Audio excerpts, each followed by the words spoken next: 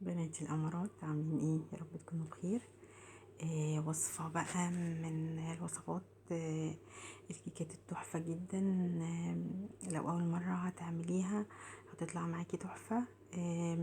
تنفع بقى لسهرة راس السنة، ضيوف جايلك، صحابك، هتسهري مع صحابك فعايزة تعملي حاجة حلوة تاخديها حاجة مشرفة جدا وشكلها حلو قوي وبأقل تكاليف. هنعمل أجمل كيكة وتستاهل تبقى ترند، يعني شكلها كان تحفة. تعالوا نشوف هنحتاج ايه. المقادير اللي هحتاجها موجودة في كل بيت وبسيطة جدا. كوبايتين من الدقيق، كوباية وربع من السكر، وكوباية من اللبن رايب. ما عنديش لبن رايب يبقى كوباية لبن عليها معلقة خل، وتلت كوباية من الزبدة او الزيت، ده او ده ينفع. 3 بيضات صغيرين او بيضتين كبار، وفانيليا طبعا. وهحتاج كمان نص كوباية من الكاكاو وكيس نسكافيه بيديها طعم حلو قوي، بيعزز طعم الشوكولاتة كده.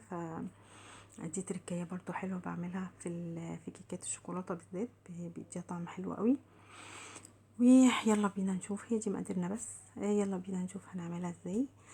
دلوقتي هحضر المكونات الجافة معايا. الكوبايتين الدقيق هحط عليهم معلقة من البيكنج باودر، ومعلقة من البيكنج صودا اللي هي كربوناتو، وربع معلقة من الملح. تمام كده، هي دي مقاديرنا الجافة، وياريت يا بنات نكون نخلينهم. تمام. هجهزهم كده وهشيلهم على جنب، وهبدأ في بولة ناشفة جدا ما فيهاش ولا نقطة مية. ببدأ ان انا اضرب البيض بتاعي. هنزل بالبيض بتاعي، انا البيض بتاعي كان صغير فاستعملت 3. لو عندك بيض يكون كبير عايز تعملي 2. انا عملتها بمرة ب3 بيضات صغيرين ومرة بيضتين، يعني المقادير مظبوطة جدا. وهحط عليها الفانيليا. الفانيليا السايلة بتفرق قوي قوي قوي في ريحة الكيك. تمام كده بنات. وهنزل بكوباية وربع من السكر. تمام كده.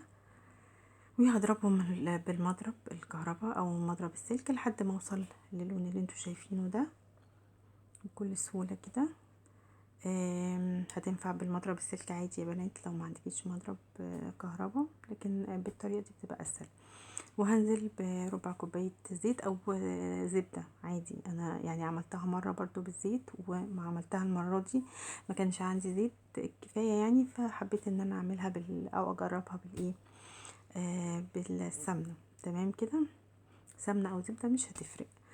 حطيت بقى كوباية اللبن الرايب اللي انا عاملاه، يعني انا كان عندي لبن وحطيت عليه معلقة خل، ونزلت عليه وقلبت على الخليط بتاعي وقلبتهم كويس مع بعض. وهنزل دلوقتي بالمكونات الجافة وهنخلها تاني، ودي تركية حلوة قوي بتفرق في هشاشة الكيك.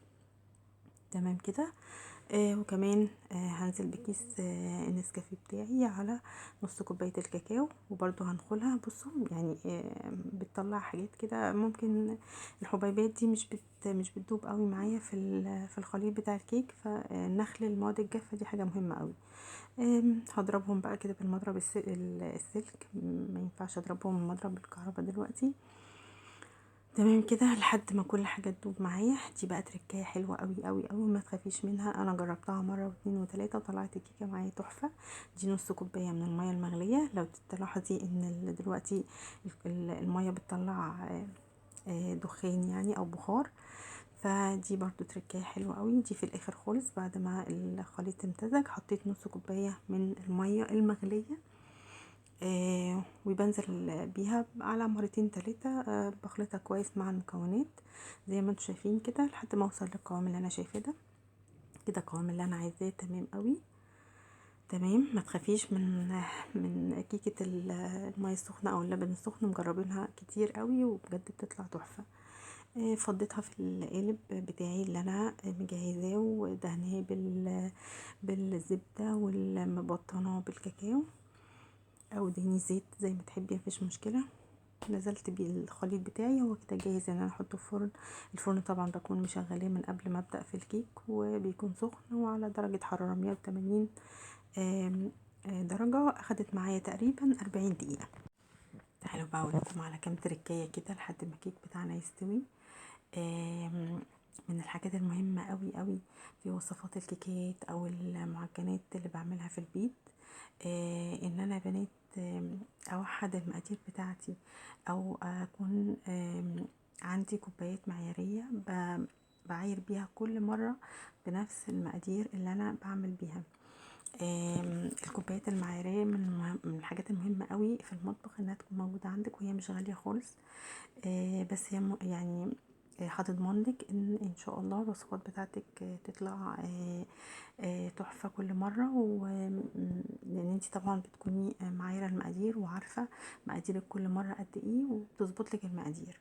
فدي من الحاجات المهمة قوي انها تكون موجودة عندك. كمان دوني واكتبي الوصفات بتاعتك، واعملي هوامش كده في الجنب، الحاجات اللي هي تريكات اللي انتي بتاخديها من اي فيديو بقى، او اي كورس بتاخديه، او انتي بتشوفي مين بيقولك، او مين بتتعلمي من مين الطبخ. بس الحاجات دي مهمة قوي ان انتي تكتبي مقاديرك برضو في اجندة في المطبخ، لحد طبعا ما ايدك تاخد على الطبخ او على المقادير بتاعتك. الكيكه بتاعتي اخدت 40 دقيقه. عملت لها صوص بسيط كده، وقطعت، كان عندي موز قطعته كده في النص وزينتها بشوكولاته، بشرت عليها شوكولاته. تركاية الموز مع الكيكه الشوكولاته بجد بيبقى وهم تحفه جدا، نجربيه هتعجبك قوي. لو ضيوف جايين لك او عندك اي فاكهه ممكن تقطعيها في النص كده، بتبقى شكلها حلو قوي، وشكلها حاجه يعني متكلفه، وهي اصلا يعني حاجات مقدارها كلها بسيطه. وان شاء الله تعمليها احسن. ولو استفدتوا من الفيديو يا بنات حطي لايك وتشتركي في القناه، واشوفكم في وصفه جديده ان شاء الله.